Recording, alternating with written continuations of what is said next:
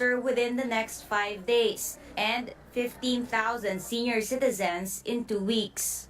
Kung mabilis naman natin ma-roll out, tayo makikipag-ugnayan sa DOH. Kung pwedeng magtuloy-tuloy na kami sa ibang kategorya. If the DOH will allow us to expand, then we will expand. If they tell us to wait, then we will wait. Almost all Metro Manila cities are now giving a second booster, except for Las Piñas, which will begin on Monday.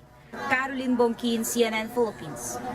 Research experts see an uptick in new COVID-19 cases in Metro Manila. The Octa Research Group explains the daily average number of new infections in the region rose to 71 from 59, or by 19% in the May 13 to 19 period, compared with the previous week. But Octa notes Metro Manila remains at low risk for COVID-19.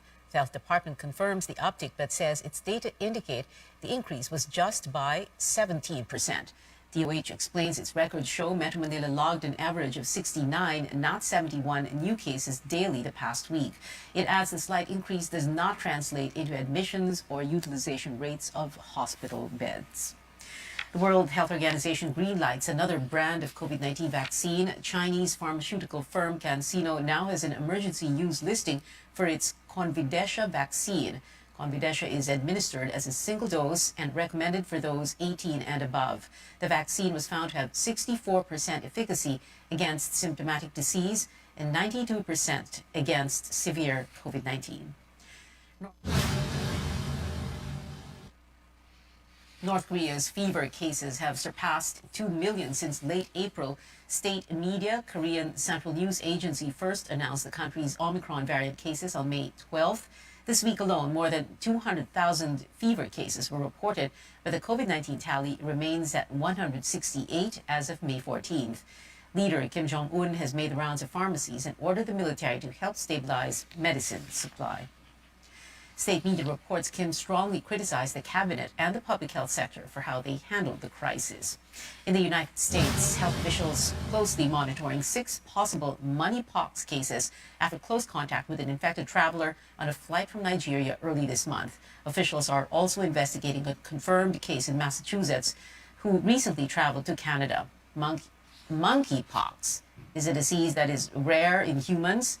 Symptoms begin like the flu. Within 1 to 3 days after a fever, the patient develops a rash on the face that spreads to the rest of the body.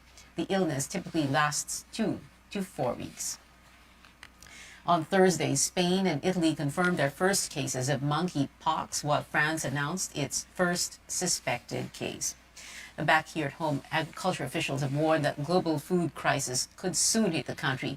But for some groups, this is nothing new. Tristan Adalo traces back some of the challenges faced by various agriculture industries through the years. From the Russia-Ukraine war to COVID-19 impact, high fuel costs, and Indonesia's ban on palm oil exports, all this are contributing to the so-called perfect storm for agricultural products, with the Agriculture Department saying that the food crisis is simply a matter of time. Ito po ay puro warning para lang tayo ay magbalat buto lahat para hindi mangyari dito sa Pilipinas. But what exactly does a food crisis mean to ordinary Filipinos, a large number of whom are already going hungry? Una, mag-start yan, may mabibili, pero kung kulang ang supply, di tataas yung presyo. Pangalawa, kung hindi tayo magtanim at maitaas ang ating local food production, di kulang yung pagkain. Some groups say they have long sounded the warning bells. Yung pagpapabaya sa sektor ng agrikultura, dekada na yan. In fairness to Secretary Tar, hindi lang naman sa kanya nagsimula yan. Kanya lang, he implemented the import liberalization doctrines of our economies to the health. Poultry raisers say they are still reeling from the pandemic's impact, and skyrocketing prices of feeds have pushed some farmers to cut down production or totally quit the industry. Nangyayari na eh. Dati-dati ang puhunan namin ng isang taon, 85, 80 kada kilo sa buhay. Ngayon, yung 100, kulang eh. Sa iklog, marami nang tumitigil. Napakataas na ng puhunan. Yung mais is 50% higher. Yung soya is 30% higher. Yung cocoa oil dati 50 pesos lang yan, 40 pesos. Ngayon 90 to, kung minsan nagwa 110 yan eh. While there is so much focus on rice production and importation, corn farmers, on the other hand, are airing their share of woes. Ang farmer willing naman talaga to supply, willing naman talaga na magtanim. Pero siyempre kailangan may akibat na mga tulong, lalo na sa palisiya po. Kasi ang palisiya natin ngayon po, kung kulang tayo talaga, import na lang po. Lack of subsidies and proper implementation of laws to boost local production are just two of the reasons why we are experiencing a food crisis, according to a fisheries group. Dahil komplikado ang ang problema, dapat ang gobyerno ay marunong makinig sa sektor. Yan yung wala. Other groups claim that the agriculture chief's warning is more of a political move, but Secretary Dar chooses to defer comment on the matter. Some groups fear that the worst is yet to come if the next administration won't immediately address the crisis on food production and supply. They can only hope that the next set of leaders will focus on local food production rather than importation. Tristan Udalo, CNN Philippines. Straight ahead on Newsnight, U.S. President Joe Biden embarks on his first tour of Asia as the Western superpower tries to counter a rising China. And one UAAP champion is giving back to his community after clinching a historic title. Details after the break.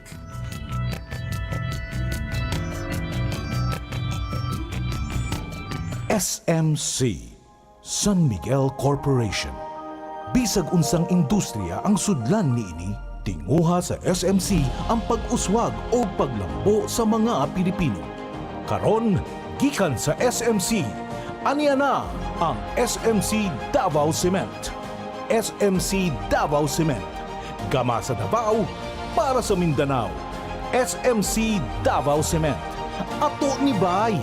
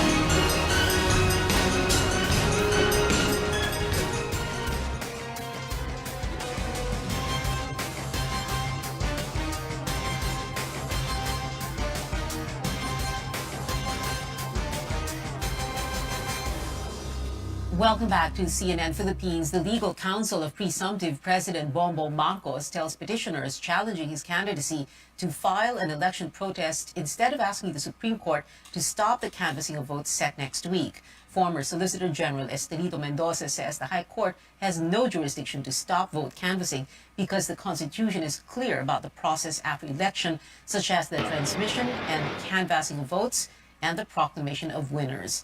Election protests can only be filed by losing candidates after the proclamation.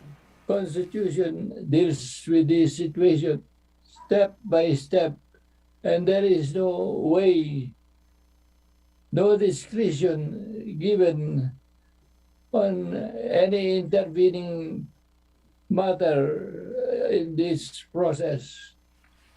Former Supreme Court spokesperson Theodore Te, who represents the petitioners against Marcos, clarifies that they do not want the canvassing to stop totally. What we have asked the court is not to restrain the canvassing itself. We have only asked that any restraint be focused directly only on the particular candidacy of Mr. Marcos. Malinaw naman po ang Section 4 that this is what is supposed to happen next, no? After the elections that Congress will convene. We're only asking that the court stop the canvassing as far as the particular candidacy is concerned. Senate President Tito Soto and Senate Minority Leader Franklin Drilon also said the Supreme Court cannot stop the canvassing of votes. Soto said doing that would be, quote, courting a constitutional crisis. The Commission on Elections citizen arm, the Parish Pastoral Council for Responsible Voting, or PPCRV, is wrapping up its manual audit of election returns at its command center tonight. Tristan Nadalo returns live from the University of Santo Tomas to give us an update. Tristan, what happens next? The manual audit for election returns of the PPCRV will continue even if they will cease operations here in their command center in USC at 8 p.m. What will happen now is that the PPCRV will just transfer their operations into their original command center at Pope Pius Center in Manila. And while the venue is much smaller, so it remains to be seen on how many volunteers will they need for their command center, which will begin operations starting next week. Now let's go to the numbers. As of 5 p.m., the PPCRV has so far received 93,347 election returns. That's 86.6% of the total election returns they need for the manual audit and validation process. Now, in terms of match rate, the PPCRV records 98.6% match rate in over 78,000 encoded election returns. A high percentage means there's no discrepancy between physical and electronic election returns. The poll watchdog sees no signs of cheating and anomalies in the results so far. Four ERs did not match with the transparency server. One came from Masbate, 2 from Quezon Province, and 1 from Lapu-Lapu City. These issues have been elevated to the Commission on Elections. Right now, Pia, a program is ongoing for the volunteers as they before the closing of the command center. So far, they are not expecting to validate more election returns because of the bad weather. Back to you, Pia. Tristan Nadalo there reporting from the PPCRV Command Center in Manila. Today marks the 5th anniversary of the Marawi siege. The task force Bangon Marawi says rehabilitation of the war-torn city is more than 70% complete, with a number of infrastructure projects now standing where rubble used to be. But as George Gilas tells us, residents are still wishing to return home. This is Marawi City, 5 years since the war between government troops and multi-ISIS group. Cultural center, sports complex, mosques, road networks, and other infrastructure projects were already built right at the heart where the firefight took place. But what's missing in the city being rehabilitated are the very people who were displaced, the Maranaos who are yearning to come back home. Ilang beses kaming pinangakuan na babalik, masakit siya na reality kasi pangako siyang napako and pangakong pinapako paulit-ulit. Based on the April 2022 report of the Task Force Bangon Marawi, there are over 17,000 displaced families from the most affected area. Of the over 2,700 applications to rebuild their homes, the city government of Marawi has issued permits to over 1,200, of which only 95 homes were repaired and over 360 still in construction. The local government says the establishment of power and water lines are still ongoing, which are essential in the return of displaced families.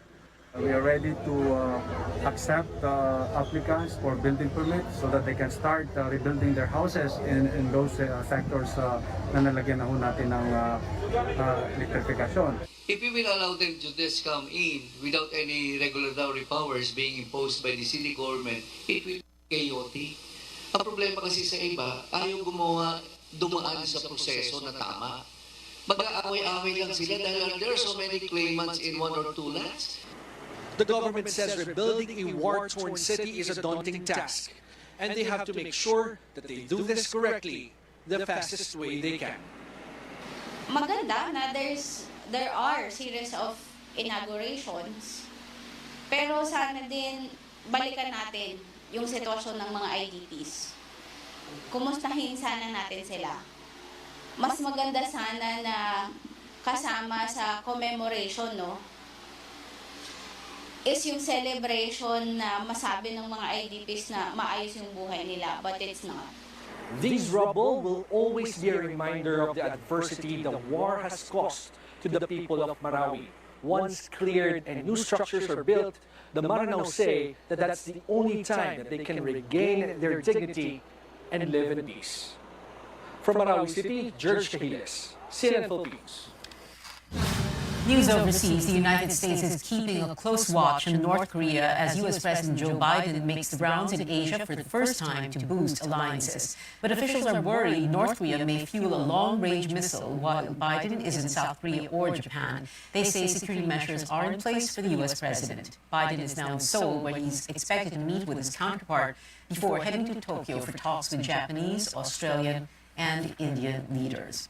China is conducting high-intensity drills in the Philippine Sea. A report from the South China Morning Post says the Liaoning aircraft carrier has been holding fighter jet exercises waters east of the country since late last month. Military analysts say the drills will help in the training and operations of the Chinese Navy once they acquire more advanced carriers. About 200 sorties were reportedly carried out during the first 10 days of the exercise. Back here at home, country's main international gateway, named the world's worst business class airport, the Ninoy Aquino International Airport scored 0.88 out of 10 in a survey by global luggage storage provider Bounce. The airport flunked in various categories, including on-time performance and number of destinations. NAIA has yet to comment on the matter. United Kingdom's Heathrow Airport emerged as the best in business class services, followed by Japan's Haneda Airport and Singapore's Changi Airport. Filipino travelers will soon be able to visit South Korea again. The South Korean Embassy in Manila announces the resumption of the short-term tourist or C39 visa and other visas beginning June 1st. Travelers granted with the C39 visa can stay in Seoul for up to 3 months. No details yet on the application, but consent for isolation will no longer be required.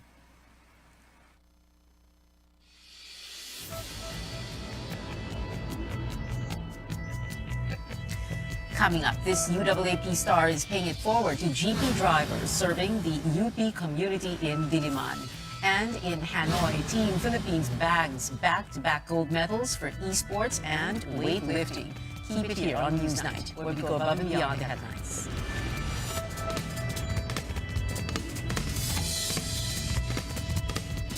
SMC, San Miguel Corporation. Bisag unsang industriya ang sudlan niini, tinguha sa SMC ang pag-uswag o paglambo sa mga Pilipino. Karon, gikan sa SMC, aniya na ang SMC Davao Cement. SMC Davao Cement. Gama sa Davao, para sa Mindanao. SMC Davao Cement. Ato ni Bay.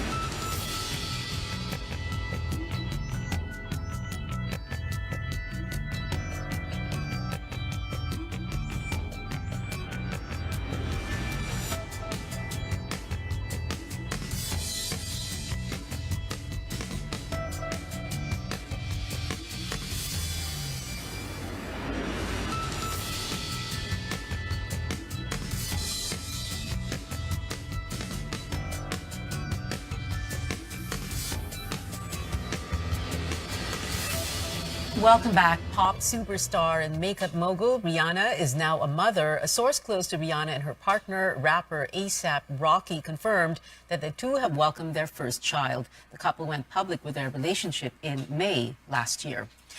And 3 beauty queens go from pageant royalty to Disney princesses. Take a look at Miss Universe Philippines Celeste Cortesi, styled as Cinderella, with previous title holders Rabia Mateo as Ariel from The Little Mermaid and Beatriz Gomez as Belle from Beauty and the Beast. Renowned photographer BJ Pascual shot these photos for a makeup brand.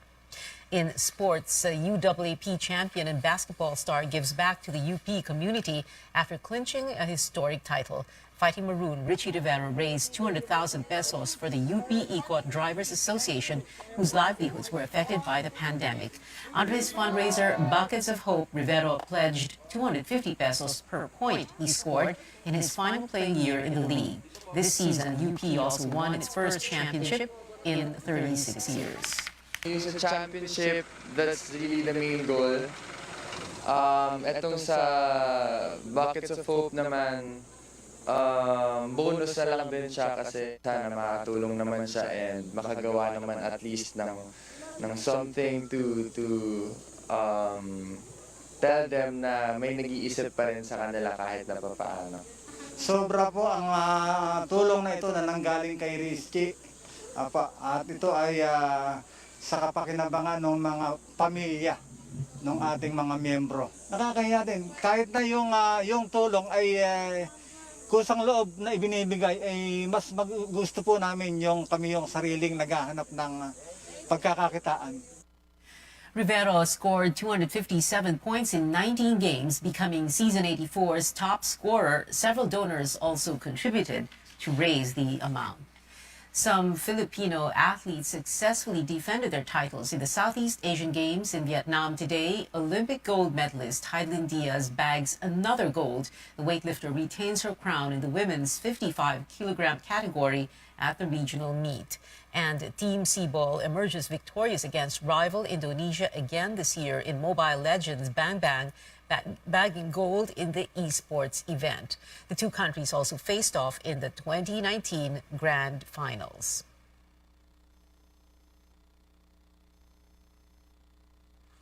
The Philippines is assured of both a gold and silver in both men's and women's 10-ball singles in billiards after Filipino athletes won the semis. It's a rematch between Johan Chua and Carlo Biado in the men's finals tomorrow following Wednesday's 9-ball match, while Rubilen Amit and Cheska Centeno are competing in the women's category. For hoops fans, Gilas Pilipinas plays against Malaysia tomorrow at 12 p.m. The team is 2 wins away from its 14th straight gold medal finish, remaining undefeated throughout the tournament so far. Gilas beat host Vietnam last night 88-60, marking the squad's first loss this year. But Team Philippines remains at 5th place overall behind Vietnam, Thailand, Indonesia, and Singapore. The country's medal tally stands at 181, including 42 gold medals. And that is it for tonight. Join me again on News.ph at 7 p.m. I'm Pia Ontiveros for Newsnight, where we go above and beyond the headlines.